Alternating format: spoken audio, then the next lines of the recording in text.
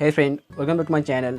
तो आज मैं ड्रॉ कर रहा हूँ जो कि किरण दत्त की, क्योंकि बॉन्ग गाय की इस वाली इमेज को मैं ड्रॉ कर रहा हूँ गाइडलाइन की मदद से। तो गाइडलाइन की मदद से कैसे एक आउटलाइन परफेक्ट ड्रॉ करती है, तो मैंने उसके लिए एक अलग से वीडियो बनाया था। तो उस वीडियो को देखना चाहे तो देख लीजिए। तो मैंने जो महेश बाबू की जो आउटलाइन ड्राइंग है, तो उसी ड्राइंग में इसको बताया था जो कैसे एक आउटलाइन परफेक्ट ड्रॉ करते हैं गाइडलाइन की मदद से। ठीक है, तो मैंने इस किरण दत्त की मैंने आउटलाइन ड्रॉ कर रहा हूँ। तो उसके बाद जो कि पेंसिल सेटिंग से सेटिंग करूँगी, तो उसको नेक्स्ट पार्ट में अपलोड करूँगी। ठीक है, तो आप लोग इसको आउटलाइन ड्राइंग को देखते रहिए। अगर लोग मेरे चैनल की पहली बार है तो चैनल को सब्सक्राइब जरूर कर दीजिए। ठीक है, और वीडियो को लाइक जरूर कर देना और कमेंट करके ज़रूर बताइए कि कैसा हुआ इस ड्राइंग को। ठीक है।